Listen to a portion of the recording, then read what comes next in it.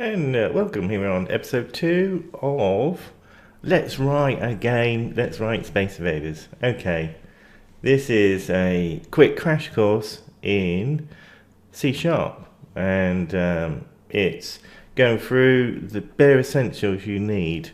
I'm hoping that you'll follow this. All you have to do is look, parrot fashion, read parrot fashion, learn parrot fashion. Just have to copy. I will try and explain everything that I do. It won't be mundane, I won't be repeating myself, and hopefully if you do understand some C#, it won't be too dull. This will be a very quick episode. Okay, first things first, I've launched our Visual Studio 2017, and what we're going to do is we're going to create a tiny little application, and it's going to be a Windows console application. So let's just go to my cursor, go around, go to File, and then go to New Project. And that will open up this dialog. Don't be confused by it, and just go Installed, and then we go to Visual there. Okay, so we're going to look down for installed, other languages, Visual, C#, Windows Classic Desktop, and then we want to go across to the middle panel and we will click Consul app. Okay, there, just click it once. Okay, down in the bottom it will tell you where it is actually saving it. So I'm going to just move that there, and I'm going to call this learn C#. No, I don't think that. learning project. I'm not sure if the sharp would actually be part of the real name. Okay, I'm just calling it learning project. It's the most awful name ever, but yeah, you can call it whatever you want. Okay, and then leave everything else as is. Just go okay. Okay, it will take a little bit of time as it creates it, and there we are. That's it. There are certain keys to help you with this, and if you go up to build, and look, you can see build solution, and for whatever reason it is Control-Shift-B, but it might be slightly different. So you just do build solution and you build it, and it's done. Okay, you can then run. So if I do, it won't actually see much, but if I then do okay,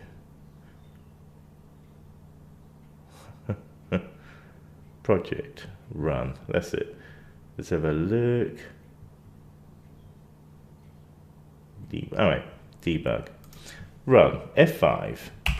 So you bash F5 and it's run. Okay, brilliant.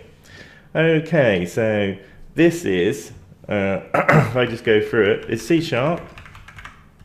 These are it assumes that we're going to be using these, which what it will do, it will call in certain functionality to allow you to do it. So at the top of any C# code, you will see the using command here.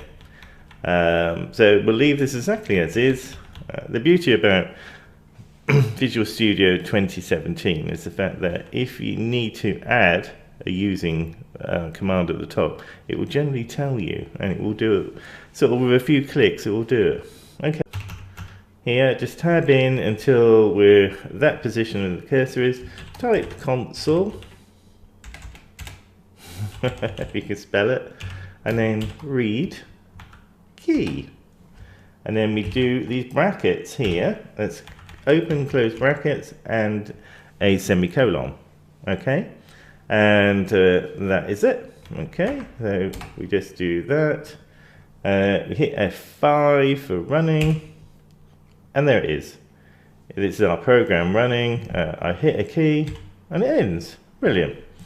Okay, so this is Consul. Gives you access to certain things for printing and reading and displaying stuff on the console. So I'm going to write line you guess what this is going to do? This is going to print something on the screen. We're going to call it Hello Coders.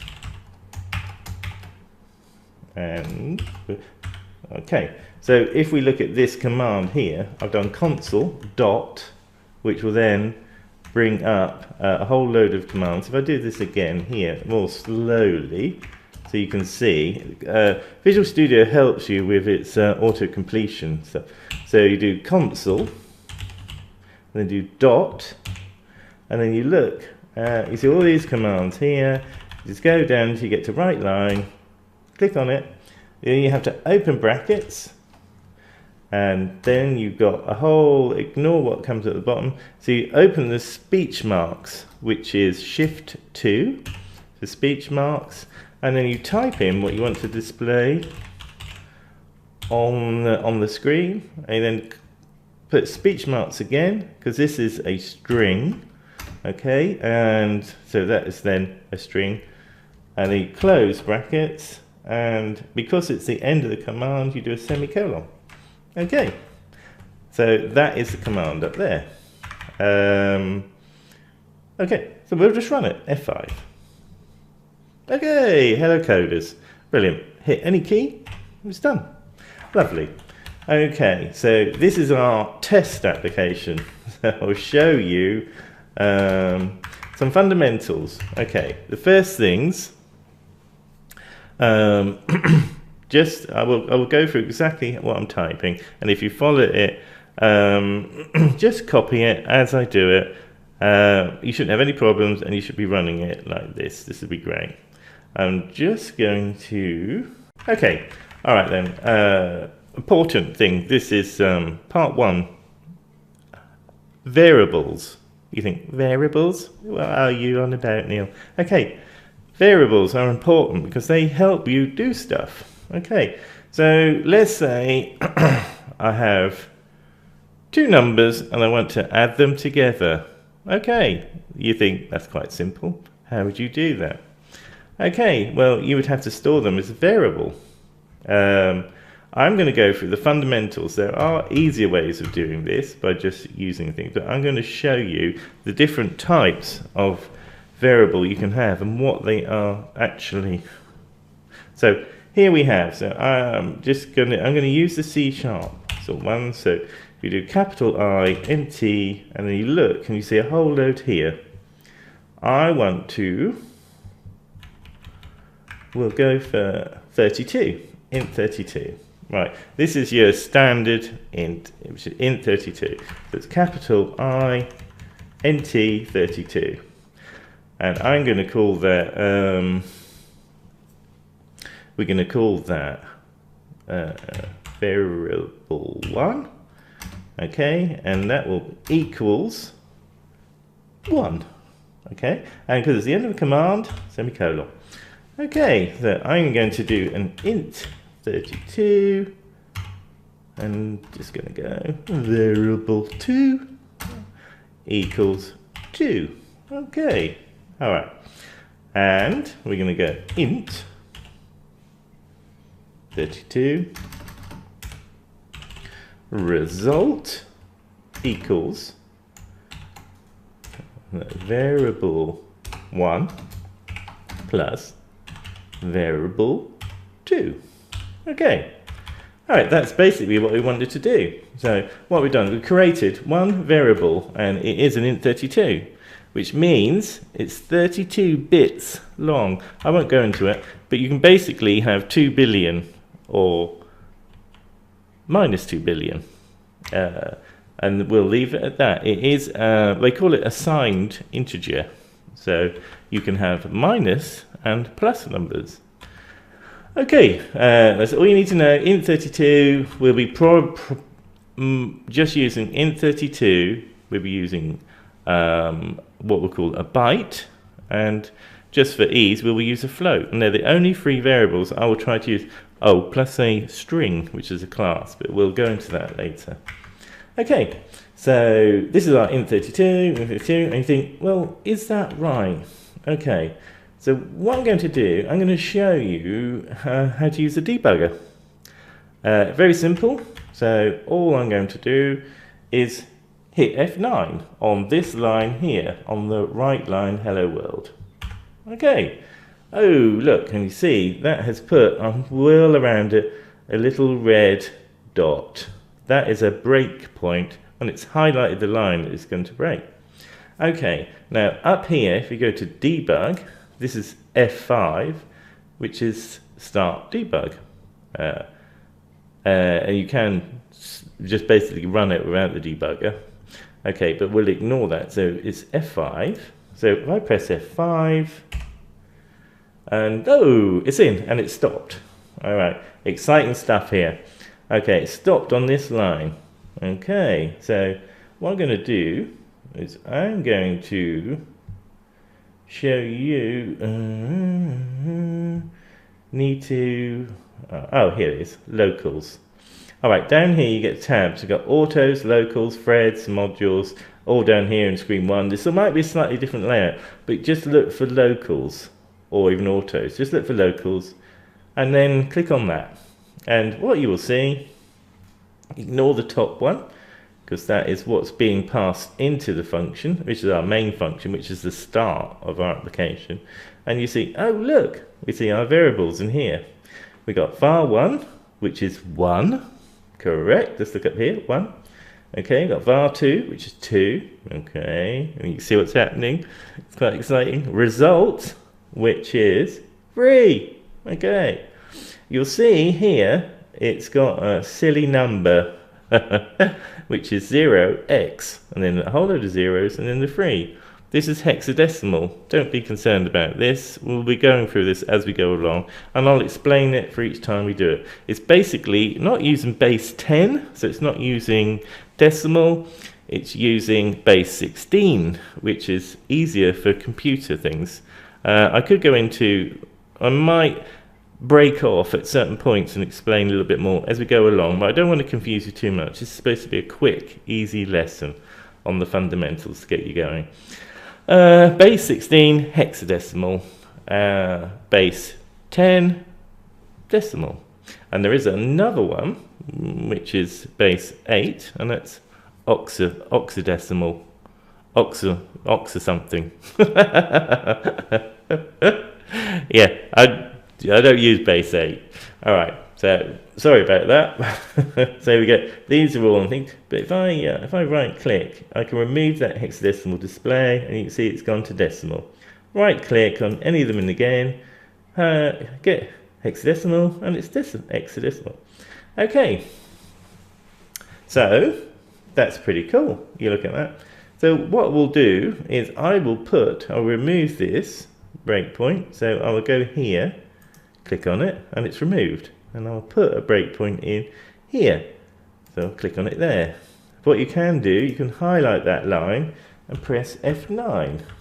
Or you can click here and you disable, it basically toggles the breakpoint. Alright, so I've toggled the breakpoint and I'll move to the start of air 1. So we are going to restart this again. So here, we really want to stop. So if I do stop debugging, Shift F5, okay, and that brings us out, and you can see we've got our dot up on file 1, and then I press F5 again, we will start debugging. Okay, so we can see here, and if we have a look down here, we can see there's been a change, and they're all zeros.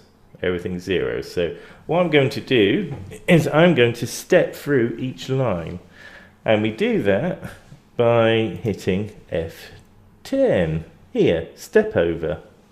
Okay, just remember F10. Okay, and so I'm going to press F10 once, and it's gone down the line. And you can see the main cursor's gone down, and var1 has been set with 1 here. var2 is still 0, and result is still 0.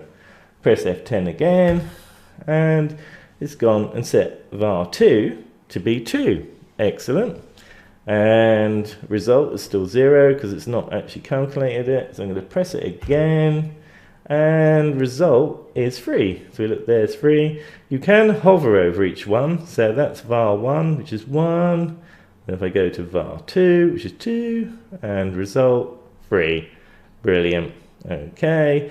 And that's it. Shift F5 stops debugger.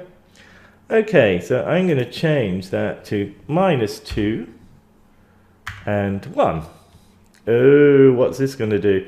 What's 1 plus -2? We will find out. I won't go to, yeah, you think, what's 1 plus -2, Neil? Okay, let's find out, guys. Let's find out. All right, 0, 0, we're on. We started the debugger, F5, and I'm going to F10 down 1, F10 down, ignore this. Let's just turn that to decimal, -2, 1. And what is the result going to be? -1e. Okay, so that's pretty cool. So it does things like that. Brilliant. Okay, so we're going to leave them like that. We're going to Shift F5, stop debugger. And I mentioned other things that we're going to use. We're going to be using a float. You're going to think, what's a float, Neil? It's basically you just type float and you then go to, we're going to call this, now I'm going to precede it with an F just to think, and we're going to call this var, fvar, and we're going to call this 1. Okay, there's a pattern forming here, and I'm going to put in basically 1, but I'm going to use it in the float format. So it's basically 1, and we do dot 0. So it is the floats allowing you to use proportions of 1. A small quantity as a decimal, not as a fraction. So you do 1.5, so it's basically 1.5 of 1. Then 1.2, 1.0001. It's got limits on the amount that it can store, but we won't be going over them at the moment. So I'm going to end that with an F. Okay, this is good practice, because all that little F does there, that says that this number should be treated as a float. If I left it out, it would be treated as something else, and it would just be, it will still work, but it's a good practice just to say, I know what I'm doing, and I want to 1.0 float number. Okay, so we're going to do the same sort of sum, and I'm just going to F var 2, and we're going to make it 2.5. Okay, F, because it's a float, and like that. And if I do float result equals, and I'm going to do fvar 1, okay, plus fvar 2, semicolon, end of command, and we're just, excuse me, just, we're going to make that F result. I went to override. Okay, so F result. Don't do what I've just done, just do result, because that will be, you're defining two names the same, and that come up with an error. Okay, we'll go through errors when we come across the certain things. I don't want to confuse people too much. So what we're going to do, we're just going to quickly run through our debugger. F5 runs it, and then you just step through, looking at the bottom here, you see da da da, so it's 1 minus 2, it's minus 1, brilliant. We got our floats, and you see it's 1, and that one's 2.5, and what's it going to be? 3.5, excellent. So that's float. Lovely. We go into strings now. Just quickly, these are the three sort of important ones that we'll be using. So a string is a class, but just assume that it's just put it there as a string. So I'm going to type string, capital S, and then I'm going to do a string, and we're going to call it string part 1, and we're going to do that, and we're going to call it Neil. Okay, and then we're going to go there, so it's in speech marks because it's a string, and then we're going to finish it because it's a command. We're going to finish it with a semicolon, and we're going to go string part 2, and we're going to go we're going to go Beresford. Lovely. And we're going to end that speech marks and do that. So open speech marks. I'll just use open speech marks. But basic speech marks, you string you want, and I'll put Neil and Beresford. And then we're going to go, okay, we're going to go string. This is where C# is really good. And we're going to go string result equals string part1 plus string part2. Let's just go down here, navigate to that, and close that because it's semicolon. And you think, get out of here. How can you add two strings together? Ooh, we'll see. Okay, I did that in the debugger, but it doesn't matter. So I've gone out of the debugger and I've F5 again. Okay, so we're going to step through 1 minus 2 minus 1, 1, 2.5 is 3.5. Okay, string. So I scroll down here. Our string part 1 is Neil. String part 2 is null and null. That means it's just nothing set up in there whatsoever. So press F10. Our second string is Neil Beresford. And let's go third. Let's get string result is Neil Beresford. There's no space there. Okay, so stop the debugger. And we can do this. So let's do, okay. And we're going to put a space in there. So this is a string. Okay, so what I've done is I've gone string plus open brackets, speech marks, open speech marks brackets, terrible, sorry. Open speech marks, put a space in. And there's another plus, and then the string part 2. Okay, hit F5 to start the debugger. We just quickly step through, minus 1, 3.5, and our result of our strings is, oh look, down the bottom here, Neil space Beresford. Brilliant. So look at that one, got Neil Beresford, and Neil Beresford, Neil Beresford. Okay, lovely. Finally, we will be using another variable, a smaller variable, which is called byte. Okay, so out of our debugger, F5, and we'll do it here. We go byte, which is, as the word says, capital B. Just go through, and then we'll go. Okay, I will just go. We'll go small 1 equals 10. Okay, and then a byte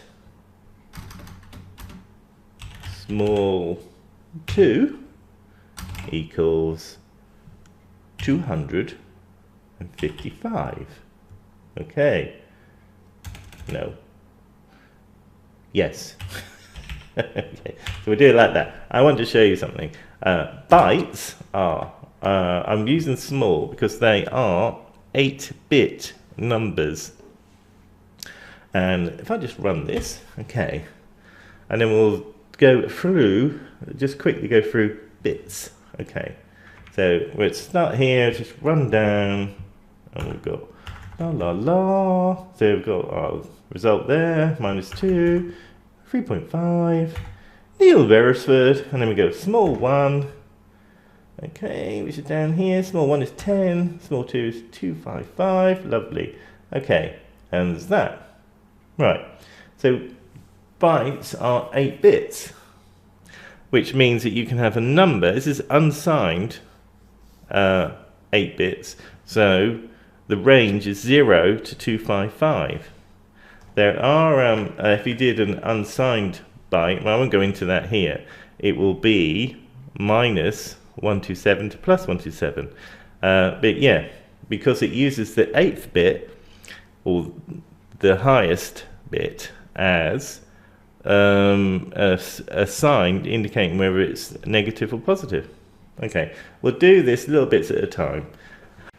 Okay, so an easy way for me to show you What I'm referring to with reference bits is using the calculator. So I'm going to bring up the calculator, Windows 10 calculator, which is there, and we'll have it in here, and it comes up standard. Okay, so bring it here. We go to here because we don't want standard because we're programmers. So go to the programmer one. All right, this is great because I'm gonna here. You have binary, octal, decimal, or hexadecimal. Okay, so we're going to go decimal, and I am going to go and type 10. Okay, and if we have a look down the side here, it's converted it. Ignore the fact that well, we'll go hexadecimal. We'll quickly go through this. Okay, hexadecimal goes from 0 to 9, so it's 10. And then, because it's 16, it then uses the alphabet. So 10 will be A, 11, B, 12, C. Are you getting me?